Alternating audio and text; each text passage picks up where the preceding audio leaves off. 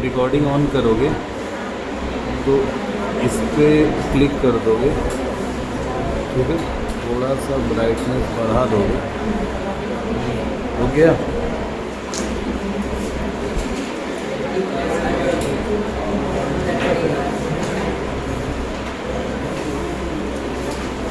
चलिए बात करते हैं बड़े के टॉपिक, बता दीजिए क्या था।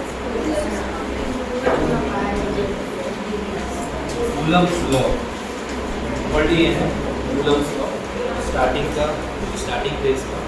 अभी फिलहाल में मैं आ रहा हूँ उसमें, मतलब आ रहा हूँ ट्रेन से बाहर है, ठीक है। जो हमने टॉपिक पढ़ा था कूलम्ब्स लॉ, उसमें मत देखो, यहाँ देखो, जो हमने पढ़ा था कूलम्ब्स लॉ, उसमें अभी बेसिक फॉर्मूला पढ़ा। कूलम्ब्स लॉ अपने आप में बड़ा टॉपिक है। न्यूमेरिकल्स बहुत टाइप्स के बनते हैं, मतलब इसमें केवल ये मत समझो कि F = K Q1 Q2/R² formula मिल गया तो इसी पे बस सारे फार्मूले पे इसी पे क्वेश्चन कर लेंगे। और हाँ, फार्मूला यही रहेगा मगर क्वेश्चन की वैरायटीज़ बहुत डिफरेंट। जैसे पहले तो आपको डिफरेंट टाइप्स के सीक्वेंस एंड सीरीज आने चाहिए। अगर आप मैथ से हो तो नीट में जीपी तक कवर हो सकता है, एपी और जीपी, जो कि मैथमेटिकल टूल्स में थोड़ा बहुत पढ़े हो क्लास 11 में। मगर उससे अगर हाई लेवल में जाते हो, जैसे जेई के पेपर में जाते हो, तो उस केसेस में आपको और भी सीरीज़ का नॉलेज होना जरूरी है। अब उस सीरीज़ में बात करेंगे जब क्वेश्चन कराएंगे, अब स्पेशली सीरीज़ नहीं पढ़ाऊँगा, तो जो क्वेश्चंस आए हुए हैं उन क्वेश्चन पे बात करो। फिर क्वेश्चन केवल वहीं पे नहीं, कंपोनेंट ब्रेक करने पे होगा, प्रिंसिपल ऑफ सुपरपोजिशन पे होगा, इक्विलिब्रियम बेस्ड क्वेश्चन होगा और फार्मूला बेस्ड क्वेश्चन होगा। अब तुम सोच सकते हो एक सिंपल फार्मूला मिला है और इस पर बहुत सारे क्वेश्चन बनेंगे, क्वेश्चन की वैरायटी बहुत है। तो अभी हम बेसिक आपको फार्मूला बताए थे, एक बार रिकॉल करते हैं फार्मूले को, और फिर कूलम्ब्स लॉ का एक वेक्टर्स का टाइप जो होता है वो पढ़ लेते हैं। और फिर हमें कूलम्ब्स लॉ के लिमिटेशंस और कूलम्ब्स लॉ और ग्रेविटेशनल फोर्स में सिमिलैरिटी एंड डिसिमिलैरिटीज़ क्या है, इनके बीच में हमें बात करनी है, जो बोर्ड्स में पूछे जाते हैं। बोर्ड्स के पॉइंट्स ऑफ व्यू से अगर आप देख रहे हैं तो कूलम्ब्स लॉ की डिसिमिलैरिटीज़ क्या है, Coulomb's law and gravitational force में क्या कहते हैं सिमिलर, दोनों आपस में सिमिलर कैसे हैं एंड डिसिमिलर कैसे हैं, इस 2-4 पॉइंट पे बात करें, ठीक है। तो अभी हमने स्टार्ट जो किया था कूलम्ब्स लॉ, उसमें थोड़ा ध्यान से देखिए, जो पढ़ा दिया हूँ उसके बाद से आगे का भी टॉपिक लिख रहा हूँ, बट अभी पहले इसको एक बार कवर कर लेते हैं। मैंने बोला था कि दो हमारे पास चार्जेस हैं, Q1 है और एक चार्जेस Q2 है, और इन दोनों के बीच में डिस्टेंस अगर R गिवन है, और अभी सपोज दैट ये किसी मीडियम में रखे हैं और ये मीडियम हमारे लिए फ्री स्पेस का है। इस केस में ये मीडियम चेंज भी हो सकता है।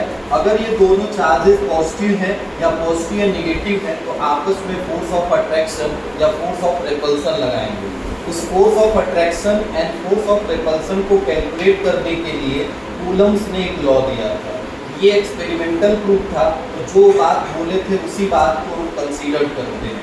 इन्होंने बोला कि जब ये दो चार्जेस इस डिस्टेंस पे रखे जाएंगे तो इनके बीच में लगने वाला जो फोर्स होगा वो डायरेक्टली प्रोपोर्शनल होगा इन दोनों स्टेशनरी चार्ज के मैग्नीट्यूड के, मतलब Q1 एंड Q2 के प्रोडक्ट के, एंड इनवर्सली प्रोपोर्शनल होगा इन दोनों के बीच में जो डिस्टेंस बना है उसके स्क्वायर के। इन दोनों प्रोपोर्शनैलिटी मिला के इस इक्वेशन को इक्वेशन नंबर 1 और इक्वेशन नंबर 2 बनाते हैं, तो इन दोनों को कंबाइन करते हैं तो प्रोपोर्शनल आएगा Q1 Q2 अपॉन में R², और प्रोपोर्शनल की साइन हटेगा तो यहाँ पे कांस्टेंट टर्म K आएगा, Q1 Q2 अपॉन में कितना होगा R²। ये हमारे लिए फॉर्मूला बन जाएगा।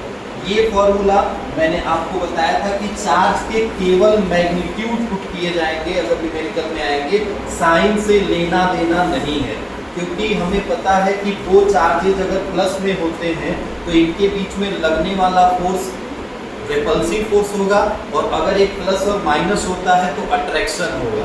तो फोर्स का डायरेक्शन तुम लॉजिक से बता सकते हो कि प्लस माइनस है तो आपस में चिपकेंगे, और अगर पॉजिटिव पॉजिटिव या नेगेटिव नेगेटिव होते हैं तो रेपल कर जाएंगे। तो फोर्स के डायरेक्शन बताने के लिए हम यहाँ पे साइन का यूज ना करके हम लॉजिक से बता दे रहे हैं। मीन्स इसमें चार्ज पुट विदाउट साइन होगा। इस फॉर्मूले में हमेशा चार्ज को बिना साइन के पुट किया जाएगा, विदाउट साइन। ठीक है। दूसरी चीज, अब यहाँ पे ये फोर्स है तो जाहिर सी बात है वेक्टर क्वांटिटी है, और वेक्टर क्वांटिटी तुम्हें डायरेक्शन तो देगी ही देगी, तो मैंने बता दिया, लॉजिक से आप बता लोगे। मगर अभी हमें इसका एक वेक्टर फॉर्म भी पढ़ना है जो आज अभी हम पढ़ रहे हैं। अभी फिलहाल में इस के पे बात किया गया था कि ये के क्या है, मैंने बोला एक कांस्टेंट आया। ये जो कांस्टेंट के था, इन्होंने बोला कि इस कांस्टेंट के को हम मीडियम का कांस्टेंट कहते हैं, इसको हम डाई इलेक्ट्रिक कांस्टेंट के नाम से जानते हैं। अभी आगे इस पे बात करना था इसलिए मैंने इस पे लिखवाया नहीं था, बट के कांस्टेंट है और इस के की वैल्यू जो होती है 9 × 10⁹ होती है। यूनिट अगर निकालना चाहो तो इसको इधर भेज दो और Q1 Q2 को नीचे भेज दो, तो फोर्स की यूनिट हो जाएगी न्यूटन, और r² ऊपर गया है तो कितना हो जाएगा मीटर² अपॉन में Q1 Q2 तो कूलम और कूलम या कूलम स्क्वायर हो जाएगा। ये के की मतलब वैल्यू और ये के की यूनिट मिल गई।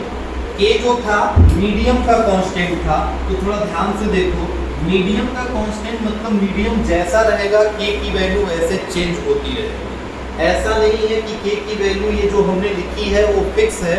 ये के की वैल्यू ओनली किसके लिए आपने लिखी है, फ्री स्पेस के लिए, क्योंकि दोनों चार्जेस को आपने फ्री स्पेस में प्लेस किया। तो यहाँ पे के की वैल्यू जो तुमने लिखी है ये कॉन्टिन्यूअस वेरी कर सकती है। मीडियम चेंज होगा तो के की वैल्यू अलग आएगी। अब बात ये आती है कि के की वैल्यू हमें डिफरेंट मीडियम के लिए याद करना पड़ेगा, तो ऐसा नहीं है, उसके लिए भी कॉन्सेप्ट बनाया गया है। मगर फिलहाल में जो के की वैल्यू है वो क्या है, और हमने लिख दिया ऐसे, तो क्या ऐसे ही बस लिख दिया जाएगा? नहीं, उन्होंने बोला के की वैल्यू को लिखने के लिए आप 1/4 पाई एप्सिलॉन लिखेंगे। एक ग्रीक लेटर, एक यहाँ पे सिंबल रिप्रेजेंट करेंगे एप्सिलॉन का, एक नया यहाँ पे अल्फाबेट इंट्रोड्यूस हुआ है। अब ये जो एप्सिलॉन है अगर मीडियम होगा तो उसका लिया जाएगा। यहाँ पे फ्री स्पेस है इसलिए मैंने एप्सिलॉन क्या लिख दिया, नॉट लिख दिया। अब हम इसको पढ़ेंगे, के की वैल्यू है 1/4 पाई एप्सिलॉन नॉट। यहाँ पे अब रख देंगे तो हमारा फोर्स का फॉर्मूला बन जाएगा 1/4 pi epsilon not Q1 Q2 upon r²। मतलब अब ये जो वैल्यू है इसमें साफ दिखाई दे रही है कि फोर्स जो बना है के, और के की जगह पे क्या रख दिया आपने 1/4 pi epsilon not Q1 Q2 upon में r²। थोड़ा ध्यान से देखो, यहाँ पे साफ पता चल रहा है, अगर तुम के लेते हो तो ये, और अगर ये लेते हो 1/4 पाई तो ऐसे लिख रहे हैं। मतलब यहाँ पे के जो है और F है, क्या वो डायरेक्टली प्रोपोर्शनल दिख रहे हैं? F के डायरेक्टली प्रोपोर्शनल है, और एप्सिलॉन नॉट के कैसे प्रोपोर्शनल में दिख रहा है? इनवर्सली प्रोपोर्शनल में दिख रहा है। यहाँ पे एप्सिलॉन नॉट पे थोड़ा बात कर लें, फिर इस वाले हम इक्वेशन पे बात करेंगे कि इसका क्या मतलब है। और ये चीज़ बहुत जानना जरूरी है क्योंकि हम अभी आगे डाई इलेक्ट्रिक कांस्टेंट पूरा अच्छे से पढ़ेंगे। ठीक है, तो यहाँ पे देखो एप्सिलॉन जो लिखा है इसको हम लिख रहे हैं, ये एप्सिलॉन है। ठीक, इसको हम बोलते क्या हैं? तो इसको बोलते हैं परमिटिविटी। परमिटिविटी नाम से मैंने आपको बताया था कि परमिटिविटी का मतलब ये होता है कि मीडियम का मॉलिक्यूल्स चार्ज के बीच में लगने वाले फोर्स को कितना इंट्रैक्शन करने की आज़ादी दे रहा है। अगर ये चार्ज यहाँ पे रखे हैं तो इनके बीच में फोर्स लग रहा है, ये फ्री स्पेस में लगने वाला फोर्स है। तो फ्री स्पेस के मॉलिक्यूल्स कितना आज़ादी दे रहे हैं, कितना उसको मौका दे रहा है कि तुम लोग फोर्स लगा सकते हो। अगर मीडियम हम चेंज कर दे तो उसके मॉलिक्यूल्स इसके कंपैरिजन में हो सकता है कम आज़ादी दे या ज़्यादा आज़ादी देंगे कि फोर्स तुम ज़्यादा लगाओ या कम लगाओ। इसके हिसाब से के की वैल्यू तय होगी कि फोर्स कितना लगेगा, कम लगेगा कि ज़्यादा लगेगा। अब हो सकता है फ्री स्पेस है तो फोर्स ज़्यादा लग रहा हो और अनदर मीडियम आ जाए तो फोर्स क्या हो जाए, कम हो जाए। तो फोर्स कम हो गया, इसका मतलब क्या उस मीडियम का के चेंज हुआ होगा, तभी तो फोर्स अलग लग रहा है, क्योंकि हमने चार्ज वही रखे हैं, डिस्टेंस वही रखा है, बस क्या चेंज कर दिया, फ्री स्पेस से मैंने एयर में रख दिया या वाटर में रख दिया, तो क्या फोर्स की वैल्यू अलग आ जाएगी? यस। जब सब चीज़ सही है तो इसका मतलब यहाँ पे के ही वेरी कर रहा है, तो के वेरी कर रहा है, तो के कैसे वेरी कर रहा है, वो डिपेंड कर रहा है मीडियम पे, मीडियम की परमिटिविटी पे।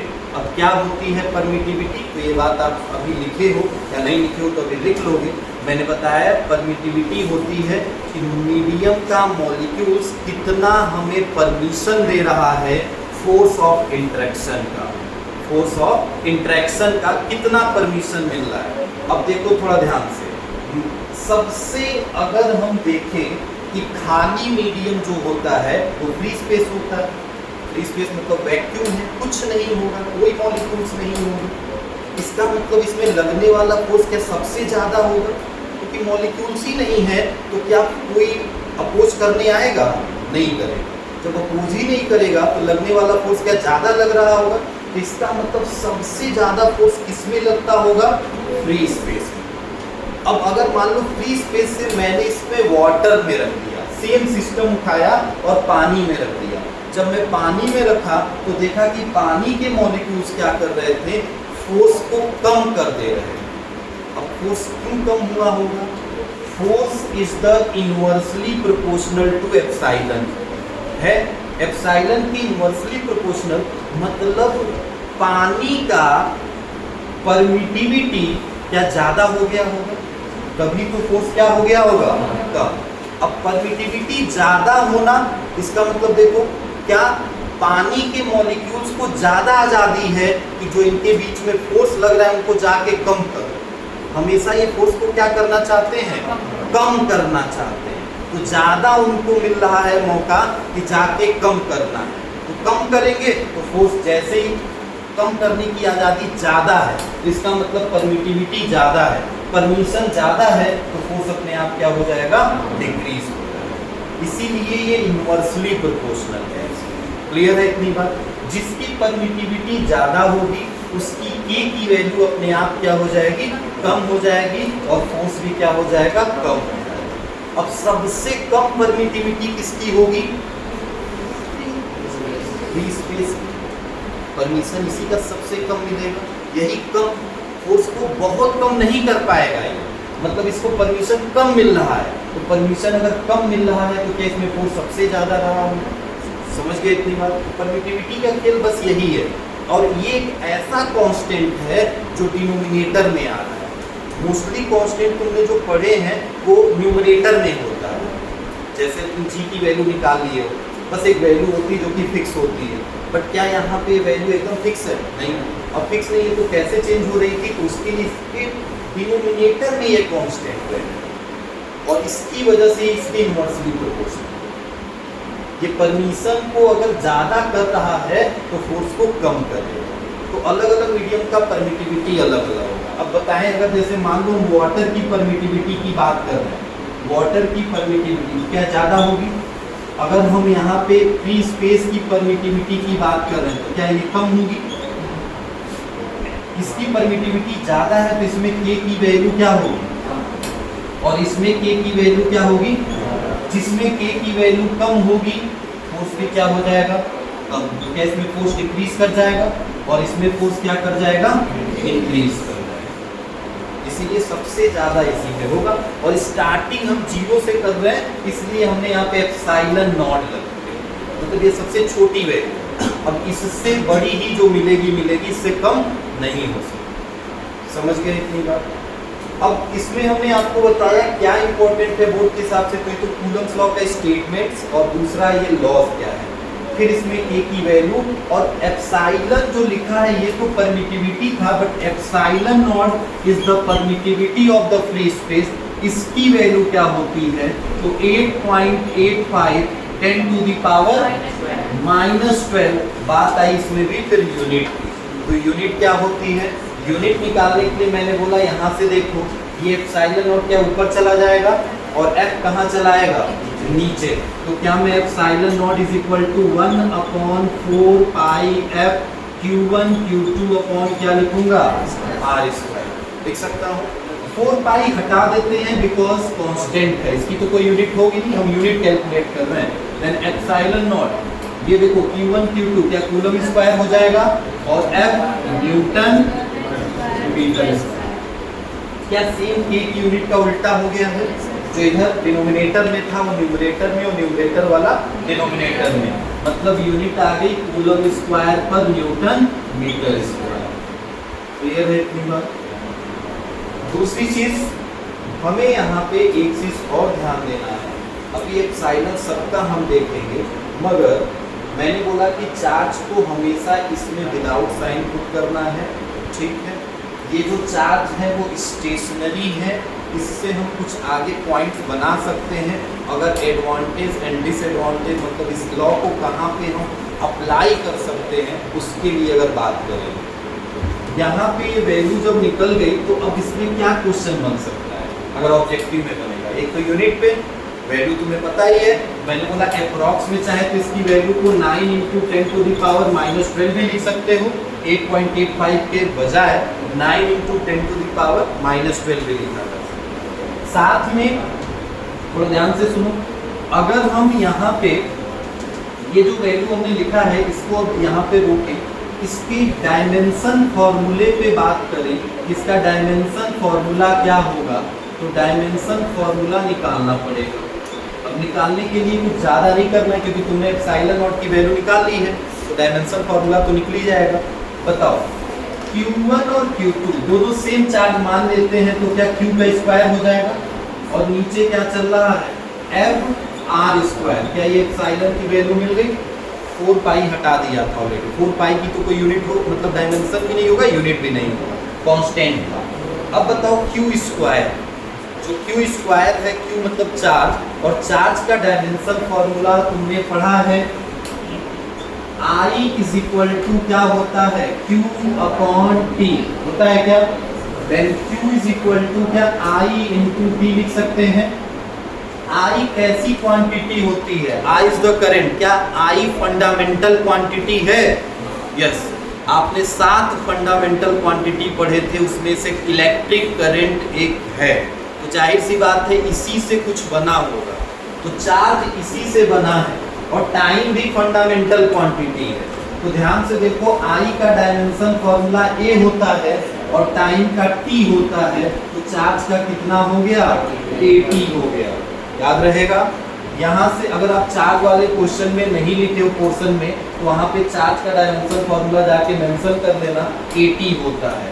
थोड़ा ध्यान से देखो, चार्ज का डायमेंशन फॉर्मूला AT और उसका स्क्वायर है, तो क्या स्क्वायर कर देंगे अपॉन फोर्स का dimension formula MLT-2 and R distance है, तो डिस्टेंस का L और स्क्वायर है, तो क्या 2 लिख देंगे यहाँ पे। अब कैलकुलेट तो कर ही लोगे, कौन कट रहा है कौन फिट रहा है, इसमें कौन माइनस मतलब ऐड और सब्सट्रैक्ट हो रहा है पावर, ये तुम सॉल्व कर सकते हो। एक लौता है, ना ऊपर है ना नीचे है, तो क्या A का 2 लिख देंगे पावर। ध्यान से देखो, L आता है M आता है, तो पहले A के बाद से M को लिख लेते हैं। चलो M ऊपर बस नीचे के ऊपर जाके क्या माइनस कितना होगा 1 होगा, L यहाँ है L यहाँ है और ऊपर तो है नहीं, तो 3 और 3 ऊपर जाके क्या -3 हो जाएगा। ध्यान से देखो, T ऊपर 2 है और नीचे कितना है -2 है, तो -2 ऊपर जाके क्या +2 हो जाएगा, दोनों जुड़ जाएंगे, T का पावर कितना हो जाएगा 4, ये बन जाएगा इसका डायमेंशन फॉर्मूला। क्लियर है इतनी बात। इसी तरह K का भी डायमेंशन फॉर्मूला निकाल सकते हो, ये तो एप्सिलॉन का निकाले हैं, K का निकालोगे तो क्या R² इधर चला जाएगा, यही चीज उल्टा हो जाएगा, FR² ऊपर चला जाएगा और AT का स्क्वायर कहाँ आ जाएगा नीचे आ जाएगा। यूनिट से निकाल सकते हो भाई, यूनिट इसका ये था और उसका यूनिट इसका अपोजिट था, तो इसके यूनिट में देख रहे हो न्यूटन मीटर स्क्वायर डिनोमिनेटर में है और इसके यूनिट में न्यूटन मीटर स्क्वायर कहाँ है ऊपर है, तो जस्ट इसको उल्टा कर दोगे तो यहाँ से K का डायमेंशन फॉर्मूला आ जाएगा। क्लियर है इतनी बात, सारी चीजें आपने इसमें नोट कर ली है। एक चीज मेंशन कर देना, चार्ज बिना साइन के पुट होगा किस फॉर्मूले में, क्लियर है इतनी बात, के की वैल्यू पता ही है। और एप्सिलॉन पे मैं ज़्यादा बात नहीं किया हूँ, हमें अलग से रिलेटिव परमिटिविटी पढ़ना है, तो जहाँ पढ़ेंगे वहाँ पे हम आपको बताएंगे। अभी फिलहाल में बस इतना ही जान लो, epsilon is the medium constant जिसको परमिटिविटी कहते हैं। तो वही गया था ये सब बताते हैं।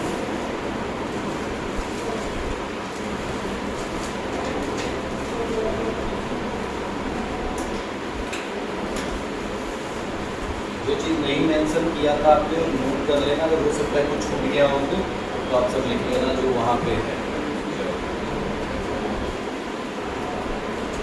नोट्स हम बनाएंगे, मतलब कुछ जो चीज़ें अभी आगे पढ़ेंगे तो सब लिख लिए थे इसलिए नहीं लिखवा रहे इसमें। अब आगे जो आज अभी पढ़ने जा रहे हैं वो चीज़ आप नोट्स बोलेंगे, वो चीज़ लिखते जाना।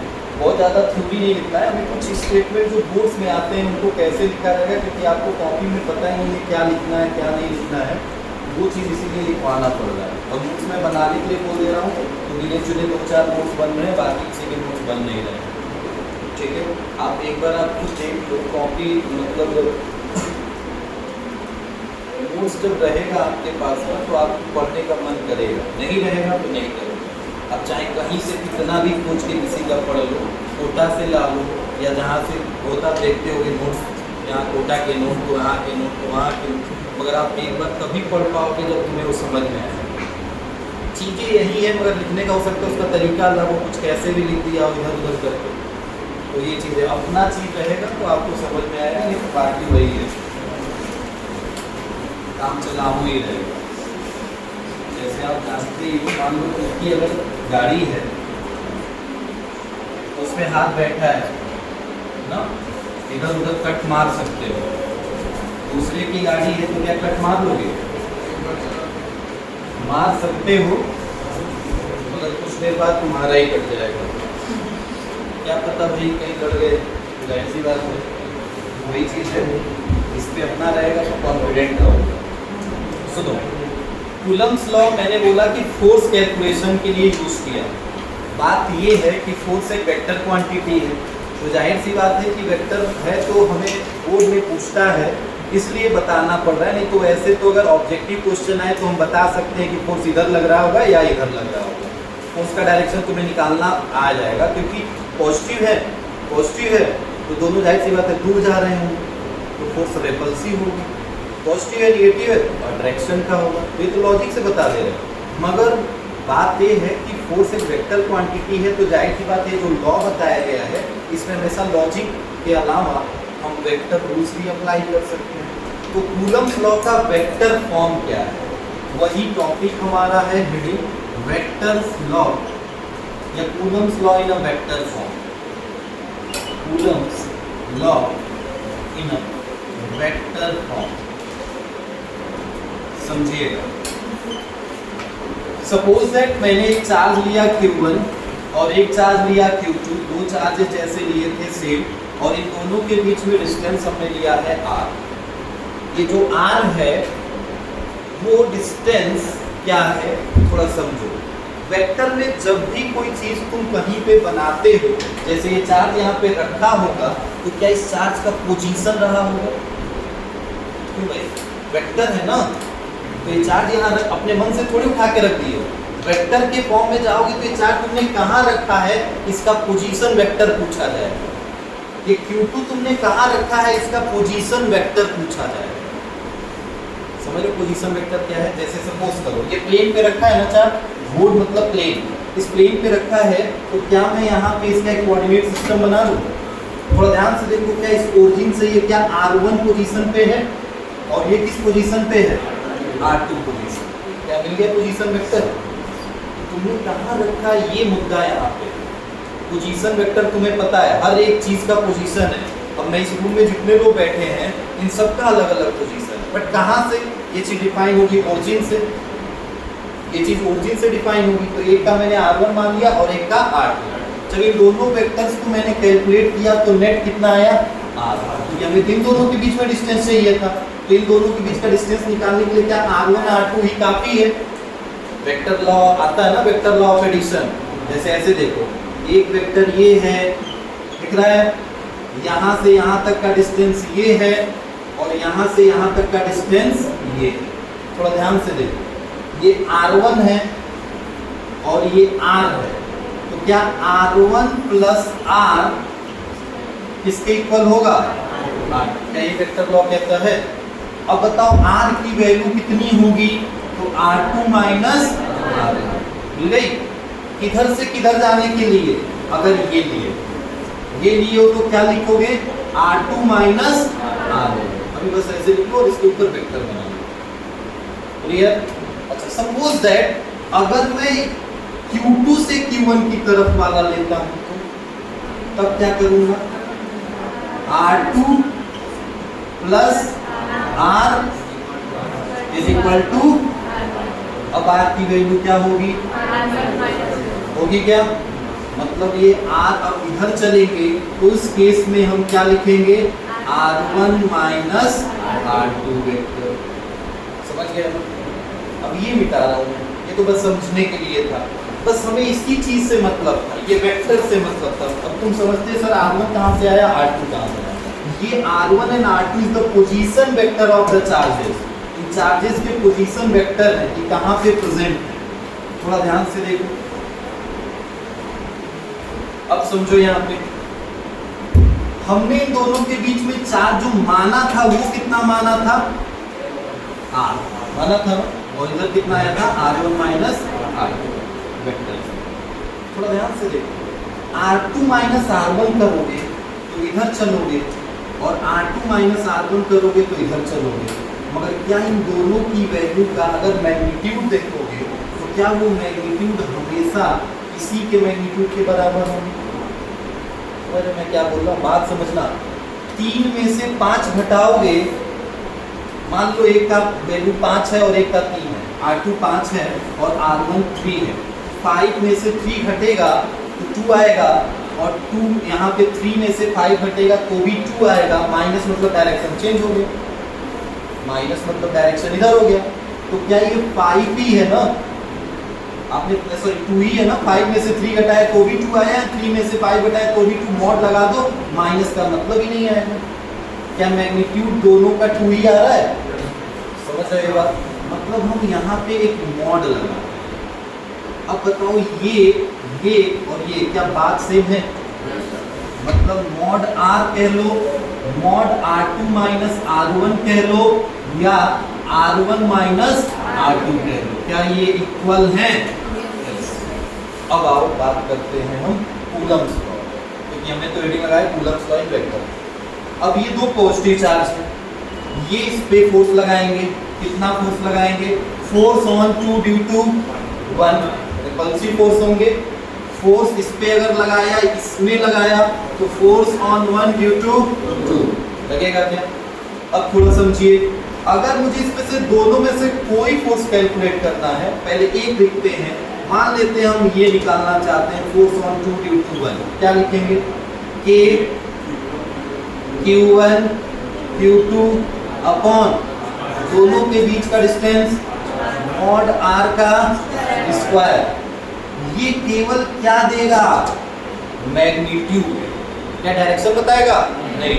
अब डायरेक्शन कौन बताता है वेक्टर में? Unit vector. क्या यूनिट वेक्टर डायरेक्शन बताता है? याद करो, unit vector A cap is the unit vector. क्या यही डायरेक्शन बताता है? क्योंकि नाम ही है यूनिट, ये मैग्नीट्यूड इसका 1 होगा, बस डायरेक्शन दे देगा ये। तो ये मैग्नीट्यूड मिल गया। अब डायरेक्शन के लिए क्या यूनिट वेक्टर से मल्टीप्लाई करना पड़ेगा, तब ना ये फोर्स वेक्टर के फॉर्म में आएगा। तो इसके लिए हमें मल्टीप्लाई करना पड़ेगा यूनिट वेक्टर। यूनिट वेक्टर का फॉर्मूला क्या होता है? Vector A upon mod A होता है क्या? तो इसका मतलब हम पहले ध्यान से देखेंगे कि हम फोर्स किधर का निकाल रहे हैं। क्या हम फोर्स इधर का निकाल रहे हैं? तो इधर का निकालने का मतलब हमें 2 पे जाना है। कहाँ से जाना है? 1 से। तो क्या हमने ये वाला वेक्टर लिया हो, और इस डायरेक्शन के लिए क्या मैं ये लिया था, और इस डायरेक्शन के लिए मैं ये लिया था।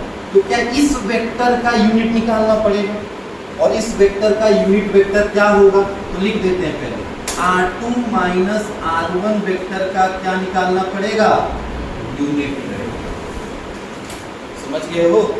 ये वेक्टर है, इसका यूनिट। अब यूनिट वेक्टर का फॉर्मूला क्या होता है, k q1 q2 upon mod r का स्क्वायर छोड़ दीजिए। चलिए इसका फॉर्मूला लिखिए, क्या होगा, जो वेक्टर है उसका यूनिट वेक्टर निकालना है तो वेक्टर लिख दिया जाता है, मतलब r2 माइनस r1 तो लिख दिया जाएगा और उसी का मॉड लिखा जाता है, मतलब क्या, r2 माइनस r1 का मॉड लिख दिया जाएगा। अब बताओ r2 माइनस r1 का जो मॉड है क्या वो मॉड r के इक्वल है, तो क्या इसकी जगह पे मॉड r रख सकते हैं, k q1 q2 upon mod r square हुआ इनटू में r2 माइनस r1 और अपॉन में क्या मॉड r रख देंगे, mod r square and mod r मिलके क्या r क्यूब बन जाएंगे, मतलब formula k q1 q2 mod r का क्यूब इनटू में r2 माइनस r1 वेक्टर। ये फोर्स क्या अब कौन तुमने निकाला, फोर्स ऑन 2 ड्यू टू 1, क्या ये वेक्टर फॉर्म में आ गया। थोड़ा ध्यान से देखो, क्या पिछले वाले फॉर्मूले से ये डिफर है क्या, पीछे वाला आपने फॉर्मूला पढ़ा था क्या उससे डिफर है क्या, हाँ, क्योंकि उसमें k q1 q2 upon r square आया, यहाँ पे k q1 q2 upon r cube आया, बट एक चीज और एक्स्ट्रा आ गया है, ये इससे क्या फायदा होगा, आंसर अलग नहीं आएगा, आंसर अभी भी वही आएगा, मगर अब इसमें चार्ज को विद साइन पुट करना होगा। अगर चार्ज दोनों प्लस में है तो प्लस में रखोगे, माइनस में है तो माइनस में रखोगे, और ये चीज वेक्टर है तो वेक्टर हमेशा क्या बताएगा, डायरेक्शन ही तो बस बताएगा, तो इसका काम बस क्या बताना हो जाएगा, डायरेक्शन, बाकी मैग्नीट्यूड अभी भी वही है, समझ गए। बस चार्ज को इसमें विद साइन पुट करेंगे और डायरेक्शन वो अपने आप ले लेगा, अगर इधर का है तो प्लस आ जाएगा, हो सकता है, और इधर का है तो क्या आ जाएगा, माइनस, समझ गए। अब बताओ अगर हमें F12 निकालना होगा तो क्या करें, क्या बस यहाँ R2 माइनस R1 की जगह क्या रख देंगे, बाकी मॉड R तो ये भी वही रहने वाला, समझ गए। तो डायरेक्शन क्या पलट गया, डायरेक्शन उल्टा हो गया, तो इसका मतलब अगर हम लिखे सिमिलरली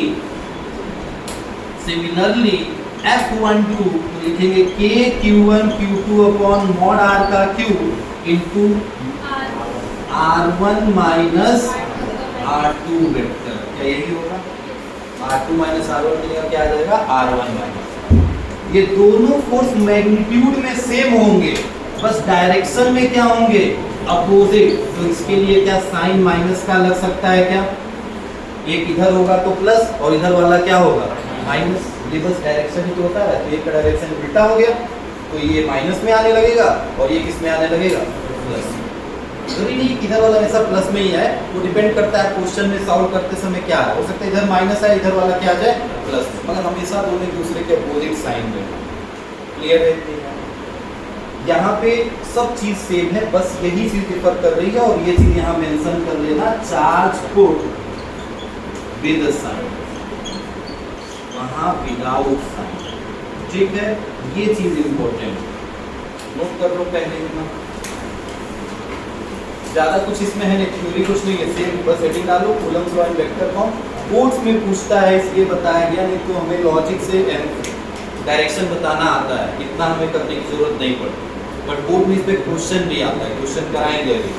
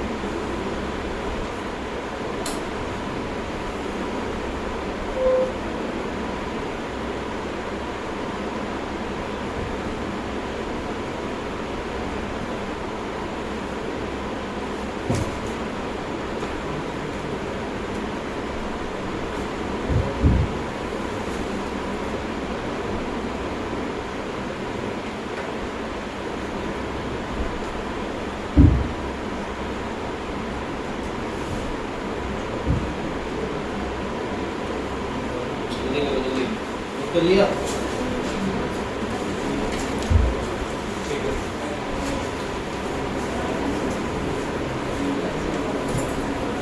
ये बात नहीं, एक चीज यहाँ से आप पॉइंट आउट कर लिए हो कि चार्ज को विद साइन पुट करोगे। दूसरी चीज ध्यान से देख लो, अगर F21 सॉरी F12 होगा ना भाई, F12 एंड F21 अगर आपस में मैग्नीट्यूड्स में इक्वल होंगे बट डायरेक्शन में अपोजिट हो रहे हैं, तो यहाँ से बात पता चल रही है कि न्यूटन्स का थर्ड लॉ जो है उसको क्या ये कूलम्ब्स का लॉ ओबे कर रहा है, फॉलो कर रहा है ना। न्यूटन्स का थर्ड लॉ, एक्शन का क्या हो रहा है, रिएक्शन। एक चार्ज पे अगर एक्शन लगा, सेम फोर्स रिएक्शन में माइनस में आ गया। तो यहाँ पे चाहे कोई एक लाइन मेंशन कर लेना, इट शो दैट, लिख दे रहा हूँ यहाँ पे, दिस इक्वेशन, ये जो इक्वेशन है लिखा है, show that it obey Newton's third law. अब न्यूटन्स थर्ड लॉ क्या है ये तो सबको पता है, बताने की बात नहीं है, ठीक है। थोड़ा सा ये बात यहाँ पे रोकते हैं। हमने जो फोर्स पढ़ा है उस फोर्स में हम देखते हैं और डिस्टेंस के बीच में ग्राफ बनता है, F और R के बीच में ग्राफ बनता है। ग्राफिकल क्वेश्चन आते हैं तो क्या होता है क्वेश्चन और कैसे मतलब हम उस पर ग्राफ बनाएंगे, थोड़ा ध्यान से देखो। हटाए से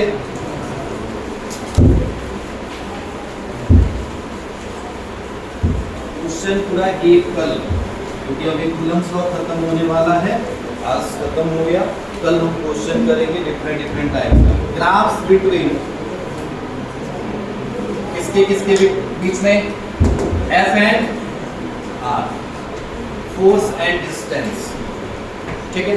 थोड़ा ध्यान से देखो, क्या F is equal to K Q1 Q2 upon, अच्छा K की वैल्यू आप 1/4πε0 लिखते रहना, हम बार बार K लिख देते हैं, आपको चाहिए तो ये भी लिख सकते हो, जरूरी नहीं, कांस्टेंट ही है। Q1 Q2 को छोड़ दो, हमें फोर्स और किसके बीच में ग्राफ बनाना है, R के बीच में। तो क्या F is the inversely proportional to the R square. अब ग्राफ बनाना, तो ग्राफ बनाने के लिए R स्क्वायर की इनवर्सली प्रोपोर्शनल है, तो जाहिर सी बात है हमें बताना पड़ेगा ना, जैसे ये क्वाड्रेटिक में जा रहा है और क्वाड्रेटिक में भी इनवर्सली प्रोपोर्शनल है। तो तुमने देखा होगा कि अगर जैसे ऐसा स्क्वायर में आता है, तुमने ग्रेविटेशनल चैप्टर में बनाया ग्राफ फोर्स और उस R के बीच में, तो क्या ग्राफ ऐसे बनता है अगर इनवर्सली प्रोपोर्शनल होता है, समझ रहे हो। इनवर्सली प्रोपोर्शनल होगा तो ऐसे बनेगा, क्या बोलते हैं उसको, हाइपरबोला, हाइपरबोला, पैराबोला, अरे बोलो भाई, हाँ पैराबोला। हाइपरबोला कैसे होता है, ऊपर से हो जाता है, ऐसे होता है, ये पैराबोला है, तो हाइपरबोला कैसे, ये जो बनाया है वो क्या है, ये क्या है, बस एक चीज बोलो, हाइपरबोला या पैराबोला।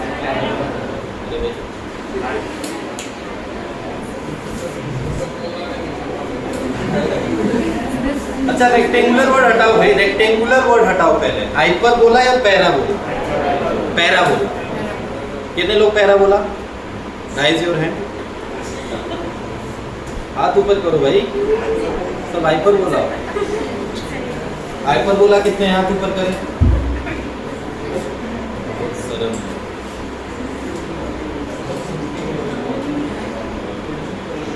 बस ठीक।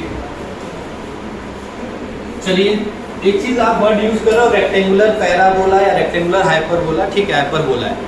हाइपरबोला और रेक्टेंगुलर वर्ड्स यूज करने से पहले बात समझो। देखो हाइपरबोला में जो तुमने बनाया है ये भी ग्राफ दो तरह के होते हैं, अभी आगे पढ़ेंगे, इलेक्ट्रिक फील्ड का ग्राफ पढ़ेंगे, ठीक है, पोटेंशियल का। एक ग्राफ ऐसे बनता है, लगभग यहाँ पे मुड़ता है थोड़ा सा पास में, और एक ग्राफ ऐसे ही बन जाएगा, स्टार्टिंग तो यहीं से होगी मगर यहीं से मुड़ जाएगा। अब रेक्टेंगुलर कौन दिख रहा है, वो वाला ना, क्या मैं ऐसे बनाया हूँ, तो रेक्टेंगुलर वर्ड हटा दो, रेक्टेंगुलर ये नहीं है।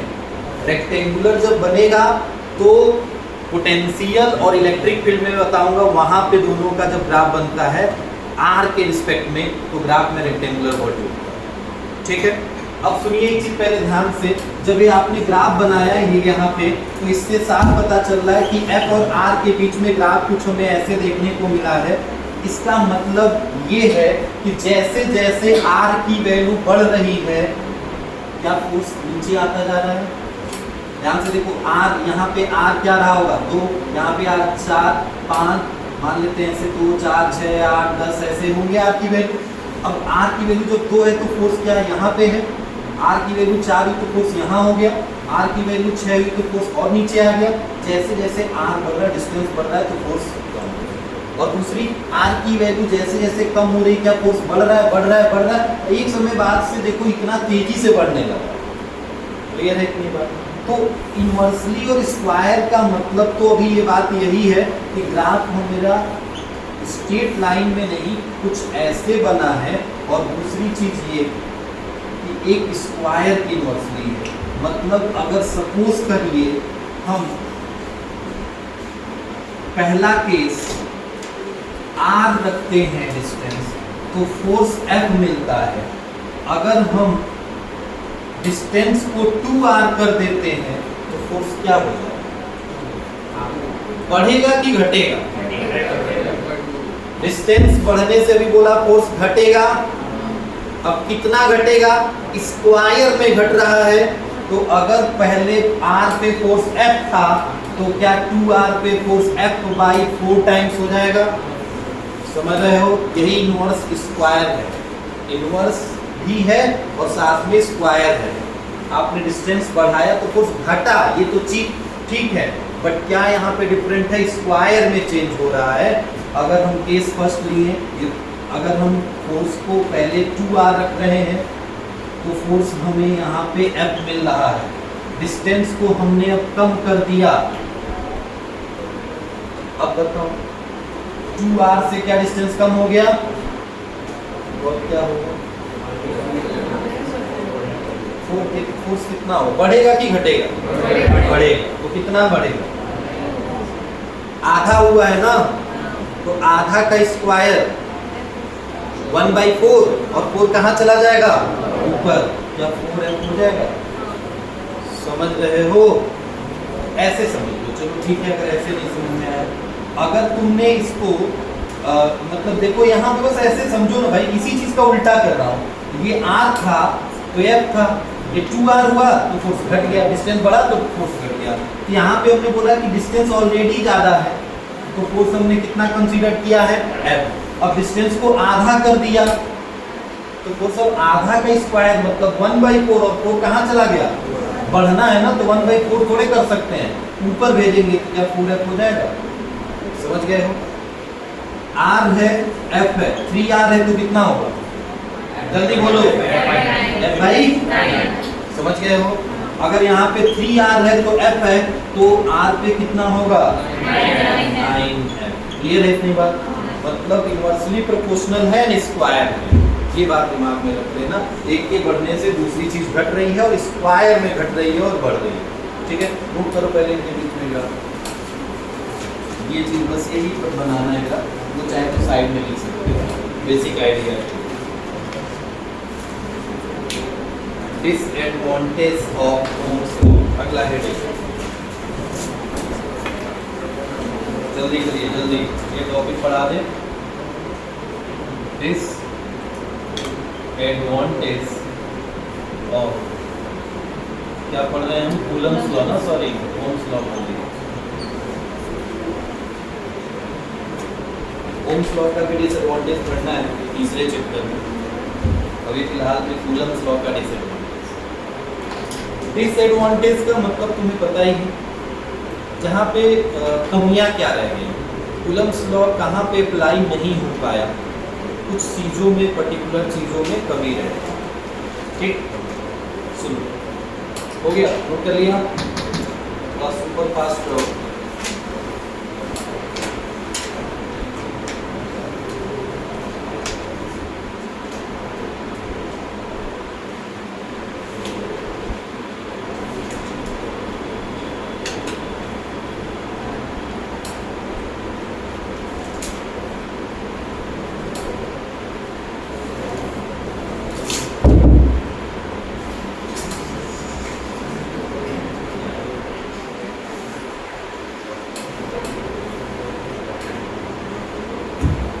देर का कौन चल रहा है भाई?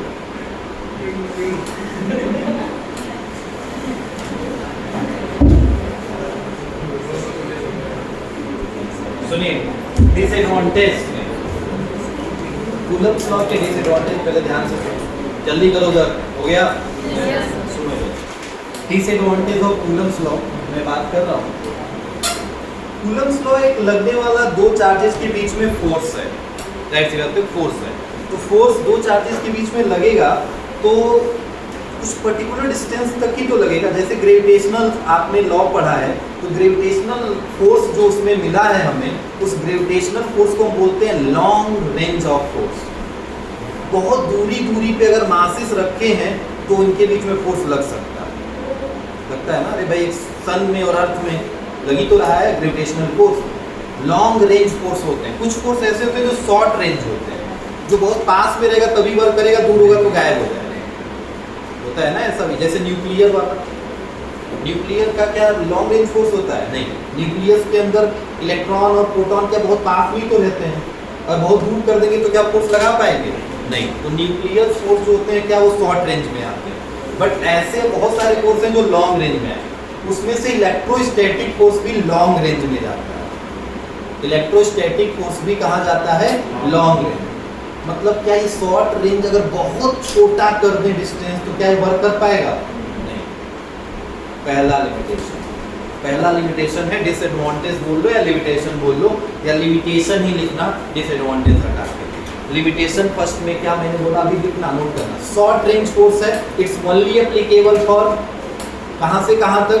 ओनली 10⁻⁻15 से ज्यादा होना चाहिए डिस्टेंस।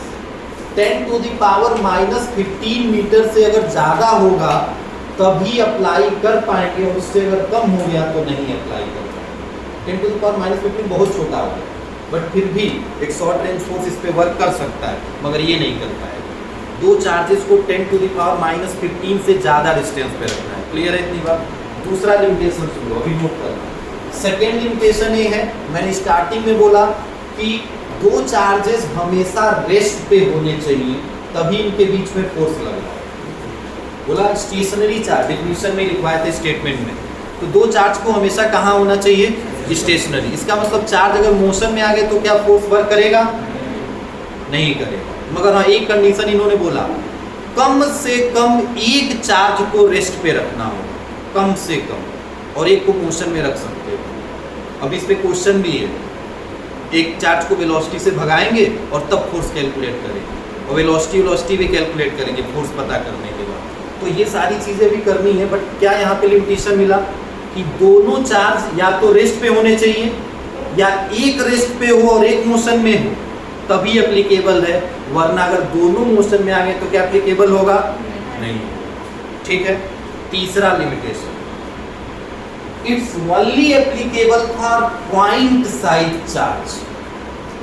पॉइंट चार्ज जिसको बोलते हैं, जैसे ग्रेविटेशन में भी पढ़े थे कि ग्रेविटेशन फोर्स में भी पढ़े थे, gravitational force only applicable for point mass.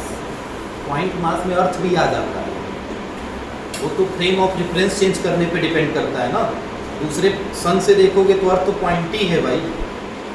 तो ये भी पॉइंट टाइप के चार्ज होंगे तभी एप्लीकेबल होगा, वरना एप्लीकेबल नहीं होगा। 3 लिमिटेशन आपको यही याद है। क्या क्या? डिस्टेंस 10⁻⁻15 से कम नहीं होना चाहिए, ठीक है। दूसरा क्या क्या लिमिटेशन है? चार्ज को रेस्ट पे होना चाहिए, कम से कम एक रेस्ट पे हो, या दोनों रेस्ट पे हो तो और अच्छी बात है, मोशन में नहीं होना चाहिए। तीसरा only applicable for point size, ठीक है। नोट करिए, पहला लिखिए, बोलना फर्स्ट लिखिएगा, फर्स्ट में लिखिएगा it only applicable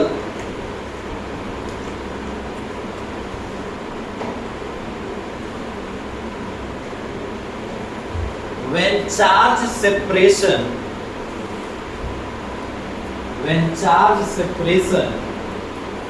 is greater than 10⁻⁻15 meter.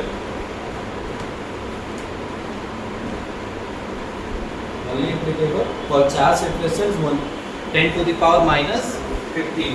दूसरा लिखना, it's only applicable for point size charge.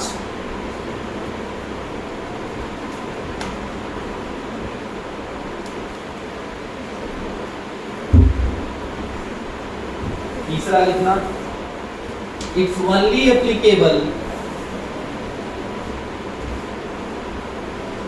when both charge at a rest are stationary, we लिख सकते हैं, both charge at a rest and one at a rest and one are moving, one at a rest and one are moving, या तो ये होगा तभी applicable. Clear है इतनी बात? ये 3 लिमिटेशन याद रखना, और लिमिटेशन मिल जाए आपको तो और पूछना, लिख लेना, उसमें एक दिन छोड़ी दो, नोट कर लेना। जरूरी नहीं है कि इसमें पूछा जाएगा लंबा चौड़ा, कूलम्स लॉ पूछा जाएगा तो उसके अंदर एक क्वेश्चन 2-4 ऐड करके दिया जाता है, मतलब एडिशनल क्वेश्चन है, स्पेशली यही नहीं पूछा जाएगा। ठीक है, अब सुनिए, अगला जो हमें टॉपिक पढ़ना है थोड़ा सा थ्योरेटिकल टाइप में है, बट कुछ ज़्यादा नहीं, मैं आपको बस बता रहा हूँ और ये होमवर्क दे रहा हूँ, कल मैं इस पे रिकॉल करूँगा आपको क्या मैं बोल रहा हूँ, पढ़ना क्या है। ग्रेविटेशन लॉ, कुछ मैं हिंट भी दे दे रहा हूँ, ग्रेविटेशन लॉ और कूलम्स लॉ कुछ चीजें आपस में देखने में एक जैसी लग रही है, राइट सी बात है। अरे ग्रेविटेशन लॉ में m1 m2 directly proportional, r square के इनवर्सली प्रोपोर्शनल था ना ऐसे, और इसमें q1 q2 के डायरेक्टली प्रोपोर्शनल, r स्क्वायर के इनवर्सली, कुछ सिमिलर भी दिख रहा है और कुछ चीजें ऐसी भी हैं जो डिसिमिलर हैं। तो इन दोनों के बीच में सिमिलैरिटी एंड डिसिमिलैरिटी क्या है, मतलब हेडिंग क्या है, similarities and dissimilarities between gravitational force and electrostatic force. इसको कूलम्ब फोर्स जो लग रहा है उसको कूलम्बियन फोर्स या इलेक्ट्रोस्टैटिक फोर्स भी कहते हैं। इन दोनों के बीच में सिमिलैरिटीज क्या है और डिसिमिलैरिटीज क्या है, इस पे हमें बात करना है। ठीक है, तो सिमिलैरिटी एंड डिसिमिलैरिटीज। अब जैसे एक एग्जांपल मैं बता रहा हूँ, पहले तुम एक एक बता दो सिमिलैरिटी क्या होगी। सिमिलैरिटी ये होगी कि दोनों फोर्स आर स्क्वायर डिस्टेंस के इनवर्सली स्क्वायर के प्रोपोर्शनल है, डिस्टेंस के स्क्वायर के इनवर्सली प्रोपोर्शनल है, दोनों फोर्स यही थे। F is inversely proportional to R square, F is inversely proportional to R square. क्या सिमिलैरिटी मिल गई? डिसिमिलैरिटी देखो क्या है, एक फोर्स मीडियम पे डिपेंड करता है, कौन सा? इलेक्ट्रोस्टैटिक जो पढ़ रहे हैं। क्या ग्रेविटेशन फोर्स मीडियम पे डिपेंड करता है? नहीं। क्या डिसिमिलैरिटी मिल गई? ऐसे करके बहुत सारी सिमिलैरिटी एंड डिसिमिलैरिटी आप कैलकुलेट करोगे, 3-4 मतलब दिखोगे, कम से कम 3 सिमिलैरिटी और 3 डिसिमिलैरिटी।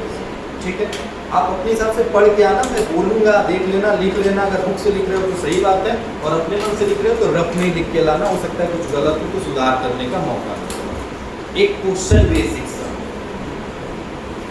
होमवर्क, एक इलेक्ट्रॉन है यहाँ और एक इलेक्ट्रॉन है यहाँ, 2 इलेक्ट्रॉन, चलो एक ही ले लेते हैं, एक इलेक्ट्रॉन, इन दोनों के बीच में डिस्टेंस है, दे देते हैं, चलो इन दोनों के बीच में डिस्टेंस है r। कितना डिस्टेंस है? r। हमसे पूछा है फाइंड इलेक्ट्रोस्टैटिक फोर्स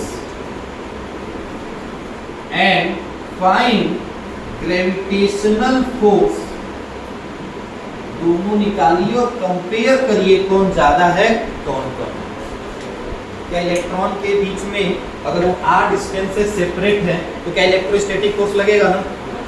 लगेगा। k q1 q2 by r square, k की वैल्यू पता है, q1 पता है, क्योंकि इलेक्ट्रॉन का चार्ज कितना होता है 1.6 × 10 to the power -19। ये भी वही है, ये भी वही है, तो क्या दोनों q1 q2 सेम है और r को बस r ही रखना है, तो क्या एक इक्वेशन बन जाएगा यहाँ से इलेक्ट्रोस्टैटिक का।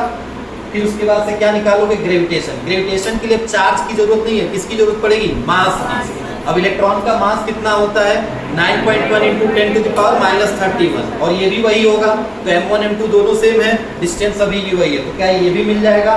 दोनों को डिवाइड करोगे तो क्या r स्क्वायर से r स्क्वायर कट जाएगा, एक रेशियो मिल जाएगा, पता चल जाएगा कौन फोर्स बड़ा है और कौन फोर्स छोटा है। ठीक है, इतनी बात। क्वेश्चन इस पे बोर्ड में बहुत बनते हैं, इलेक्ट्रॉन, प्रोटॉन, एक इलेक्ट्रॉन, दो इलेक्ट्रॉन, अल्फा पार्टिकल्स को अलग अलग करके डिस्टेंस पे पूछता है कि दोनों को कंपेयर करिए, electrostatics and gravitational force. Question solve करके लाइएगा, ठीक है।